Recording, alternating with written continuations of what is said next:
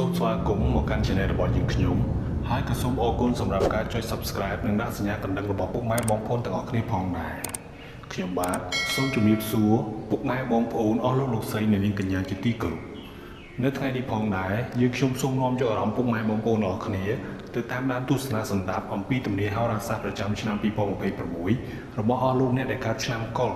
ដែលយើងខ្ញុំបានធ្វើការដកស្រង់យកមកអានជូននៅក្បួនហោរាសាស្ត្រដ៏ល្បីឈ្មោះរបស់ចិនសែបុរាណដូច្នេះសូមពុកម៉ែបងប្អូនខមមិនលេខនោមសំណាងមាសគឺមានលេខ2លេខ5និងលេខ8ហើយសរសេរពាក្យថាសាធុចំនួន3ដងរួចស្ទះចេញភ្លាម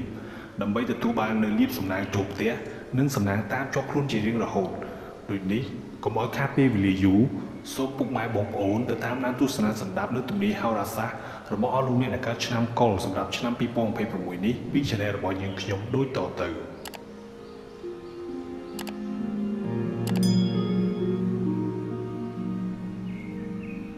សូមធ្វើការទូទាយជោគវាសនាទូទៅហោរាសាស្ត្រសម្រាប់ឆ្នាំកុរក្នុងឆ្នាំ2026ហោរាសាស្ត្រចិនឆ្នាំកុរតំណាងដោយសត្វជ្រូកឆ្នាំ2026បង្ហាញពីការផ្លាស់ប្ដូរមួយឆ្នាំ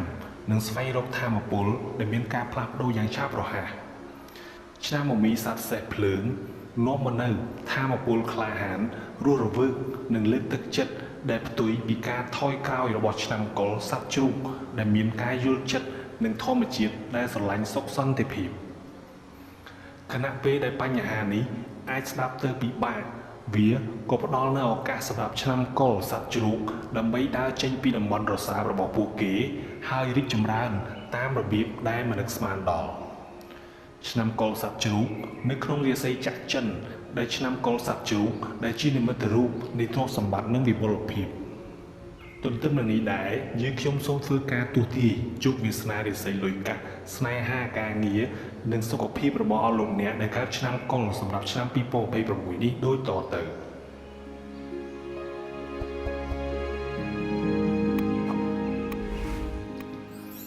ទី1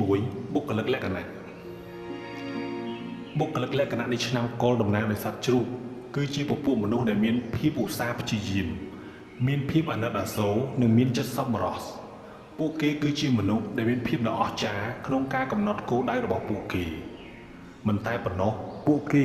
នឹងហ៊ានលះបង់ធម៌ពលរបស់ខ្លួនទាំងអស់ដើម្បីសម្រេចគោលដៅឲ្យបានទោះបីជាឆ្នាំកុរសត្វជ្រូកកម្រស្វែងរកជំនួយពីអ្នកដទៃក៏ដោយក៏ពួកគេមិនដែលបដិសេធក្នុងការផ្ដល់ជំនួយឲ្យអ្នកដទៃផងដែរ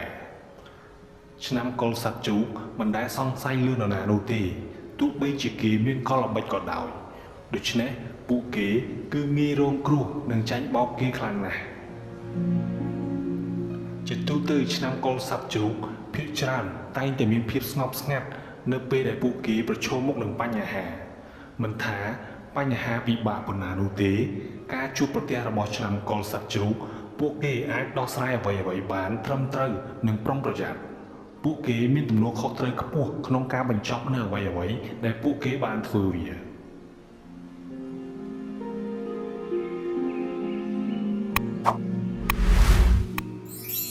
ទី2ជោគវាសនាទូទៅក្នុងឆ្នាំ2026ក្បួនហុងស៊ុយនិងមុនស្នេហ៍ដែលនាំមកនូវលាភសំណាងសម្រាប់ឆ្នាំកុរឆ្នាំ2026មានដូចជាលេខនាំសំណាងគឺមានលេខ2លេខ5និងលេខ8ចំណែកពណ៌នាំសំណាងគឺមានពណ៌លឿងពណ៌ប្រផេះពណ៌ត្នោតនិងពណ៌មាសបើនិយាយពីទិសនាំសំណាងគឺមានទិសខាងកើតឬទិសនិរតី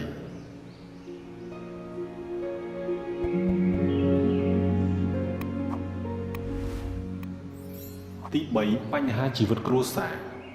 ចំពោះបញ្ហាជីវិតគ្រួសាររបស់ឆ្នាំកុរសត្វជ្រូកនៅឆ្នាំ2026នេះចំពោះសក្តានុពលគ្រួសារអាចត្រូវការភាពបត់បែនកាន់តែច្រើនរបស់ឆ្នាំកុរសត្វជ្រូកអស់លោកអ្នកអាចទទួលខុសត្រូវលើបញ្ហាគ្រួសារតាមធម្មជាតិប៉ុន្តែត្រូវយកចិត្តទុកដាក់មិនឲ្យការគ្រប់គ្រងហួសហេតុពេកសមាជិកគ្រួសារខ្លះអាចស្វែងរកឯករាជ្យភាពកាន់តែច្រើននិងបន្ធូរបន្ថយការរឹតបន្តឹងអាចស្ដារតុល្យភាពឡើងវិញបានសូមលើកទឹកចិត្តដល់ការទទួលខុសត្រូវរួមគ្នាក្នុងចំណោមសមាជិកគ្រួសាររបស់អស់លោកអ្នកដើម្បីកាត់បន្ថយភាពតានតឹងផ្ទាល់ខ្លួននិងជួយអ្នកដទៃឲ្យមានការចូលរួមជាមួយ ទ សូមឆ្លើយតបទៅនឹងកំហុសទាំងឡាយដោយការអត់ធ្មត់និងការណែនាំជាជាងការខកចិត្តនិងកំហឹងឆ្នាំនេះក៏លើកទឹកចិត្តដល់ការកសាងមិត្តភាពថ្មីផងដែរសូមដាស់តឿនដល់ឆ្នាំកុលសត្វជ្រូកកុំស្ទាក់ស្ទើរក្នុងការស្វែងរកការគាំទ្រពីមិត្តភ័ក្តិដែលទុកចិត្តឲ្យសោះដំបូលមាននិងបទពិសោធន៍របស់ពួកគេអាចបង្ហាញអត្ថប្រយោជន៍ដល់អស់លោកអ្នកសូមជំនះលើការស្ទាក់ស្ទើរនៅក្នុងសង្គមនិងការបើកចំហកាន់តែច្រើនដែលអាចបង្កើនភាពស្រស់ស្រាយទាំងជីវិតគ្រួសារនិងសុខុមាលភាពផ្លូវអារម្មណ៍សូមដាក់វត្ថុអង្សុយរូបនាវាទ្រព្យសម្បត្តិដើម្បីជានិមិត្តរូបនៃភាពរុងរឿងដែលហូរចូលក្នុងក្រុមគ្រួសាររបស់លោកអ្នកមិនចេះរីកស្ងួត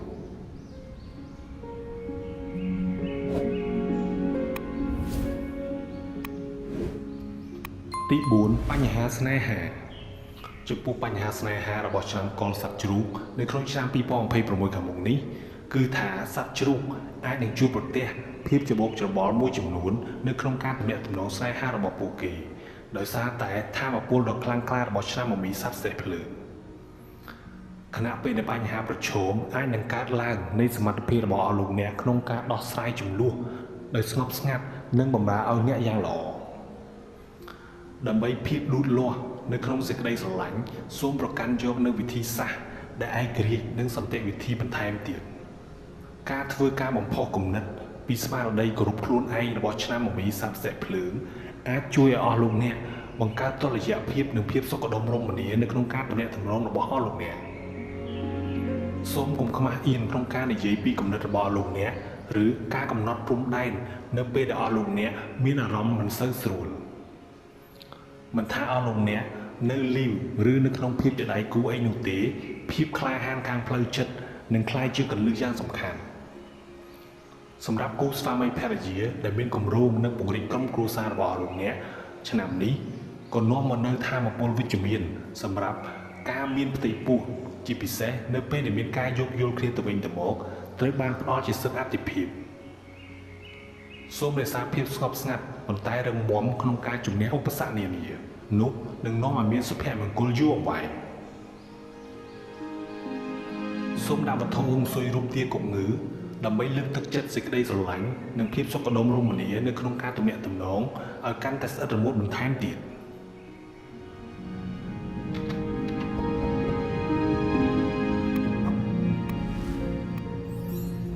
ទី5បញ្ហាអាជីព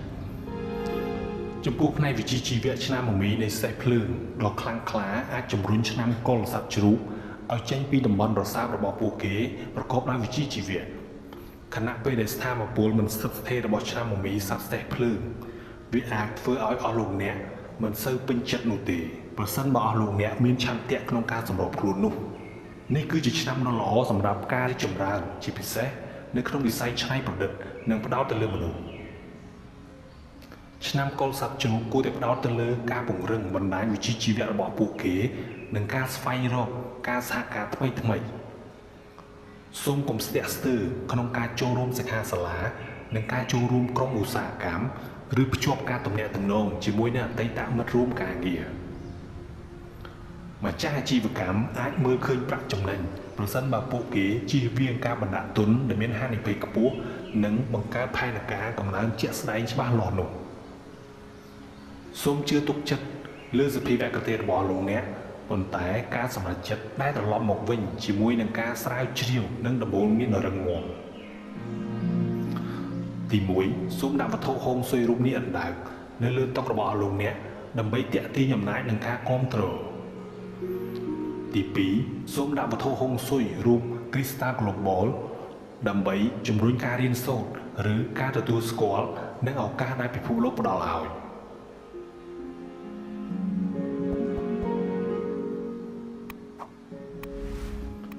ទី6បញ្ហាហិរញ្ញវត្ថុបើយោងតាមហោរាសាស្ត្រចិនឆ្នាំកុលដំណើរដោយសត្វជ្រូកក្នុងឆ្នាំ2026ខាងមុខនេះបញ្ហាហិរញ្ញវត្ថុក្នុងឆ្នាំ2026នឹងត្រូវការវិន័យនិងការមើលឃើញទុកជាមុន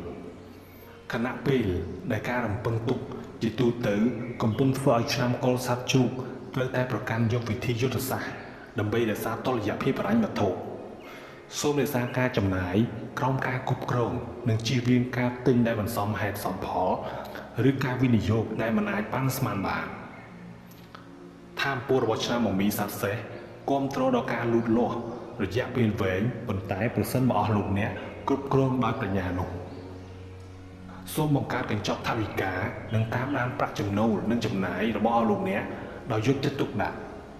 សូមពិចារណាស្វែងយល់ពីជម្រើសវិនិយោគដែលមានស្ថិរភាពដូចជាមូលនិធិទៅវិញទៅមកឬអចលនទ្រព្យហើយសូមពិគ្រោះជាមួយទីប្រឹក្សាហិរញ្ញវត្ថុប្រសិនបើជាការចាំបាច់នោះសូមជៀសវាងការផ្ដល់ប្រាក់កម្ចី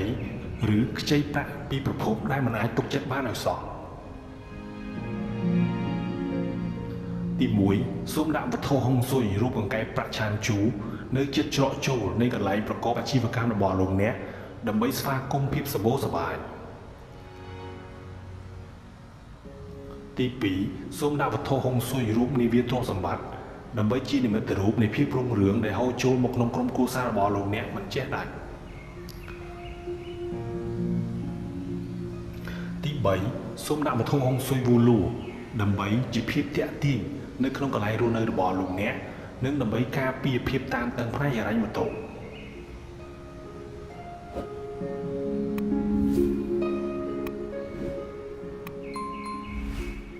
ទី7បញ្ហាសុខភាពបើយោងតាមហោរាសាស្ត្រចិនឆ្នាំកុលសត្វជ្រូកឆ្នាំ2026នេះគឺថាបញ្ហាសុខភាពគួរតែជាអាទិភាពកំពូលសម្រាប់ឆ្នាំកុលសត្វជ្រូកនៅក្នុងឆ្នាំមមីសត្វសេះភ្លើងសូមព្យាយាមបង្កើតទម្លាប់រៀបចំផែនការសុខភាពដែលសមនឹងរាងកាយនិងរបៀបរស់នៅរបស់លោកអ្នកសូមបញ្ចេញសកម្មភាពរាងកាយទៀងទាត់មិនថាកំពុងដើរហើរឬហែលទឹកឬក៏កីឡាដែលអស់លោកអ្នកចូលចិត្តអីនោះទេដើម្បីរក្សាកម្រិតថាមពលរបស់លោកអ្នកឲ្យស្ថិតស្ថេរសូមកុំបង្ខំឲ្យខ្លួនឯងហួសកម្រិតពេកហើយចំពោះសុខភាពផ្លូវចិត្តក៏មិនគួរត្រូវបានមើលរំលងផងដែរសូមធ្វើការអនុវត្តដូចជាការសមាធិយូហ្គានិងការដកដង្ហើមវែងៗជ្រៅៗដែលអាចជួយរក្សាលំនឹងផ្លូវអារម្មណ៍របស់លោកអ្នកសូមកុំផ្ដោតលើការទំនួលខុសត្រូវខ្លាំងពេកដែលនាំឲ្យមានភាពតានតឹងខាងផ្លូវអារម្មណ៍របស់លោកអ្នកសូមព្យាយាមបង្កើតទម្លាប់នៃការគិតនិងការយល់ដឹងខ្លួនឯងដូច្នេះឆ្នាំកុលសត្វជ្រូកអាចរីករាយទាំងភាពរឹងមាំខាងរាងកាយនិងផ្លូវអារម្មណ៍ពេញមួយឆ្នាំនៅក្នុងឆ្នាំ2026ខាងមុខនេះសូមដាក់វត្ថុហុងស៊ុយវូលូនៅជិតគ្រែគេងរបស់លោកអ្នកសម្រាប់ចម្រើនសុខភាពនិងការការពារជំងឺដង្កាត់ផ្សេងៗ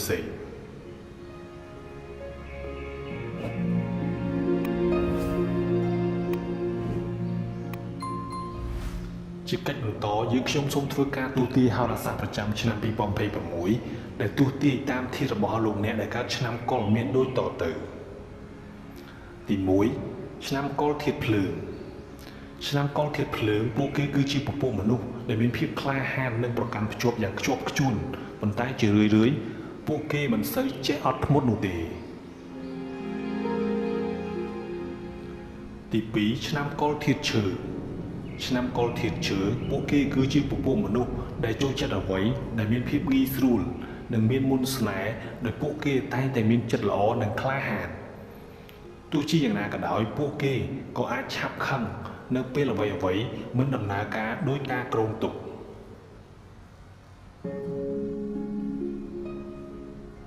ទី3ឆ្នាំកុលធាតុទឹកឆ្នាំកុលធាតុទឹកពួកគេគឺជាពពួកមនុស្សដែលមានការបន្ទាបខ្លួនការខិតខំនិងអាចទុកចិត្តបានប៉ុន្តែជារឿយៗពួកគេតែងតែមានភាពរឹងមាំនិងមានយោបល់នៅក្នុងជំនឿផ្ទាល់ខ្លួនរបស់ពួកគេ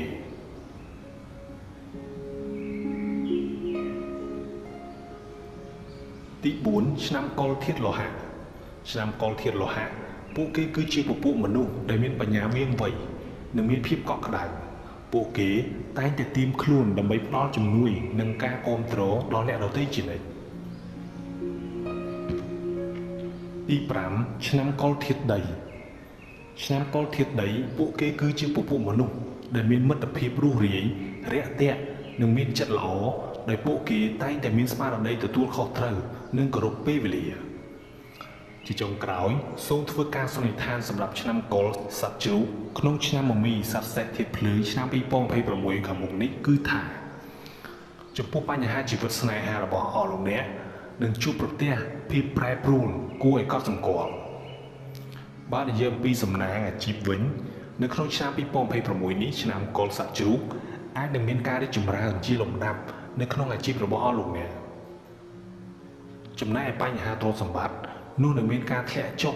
នៃដំណើរហិរញ្ញវត្ថុរបស់លោកអ្នកនៅក្នុងឆ្នាំ2026នេះសូមព្យាយាមប្រើពណ៌សំណាងឬលេខសំណាងផ្គូផ្សំបន្ថែមទៀត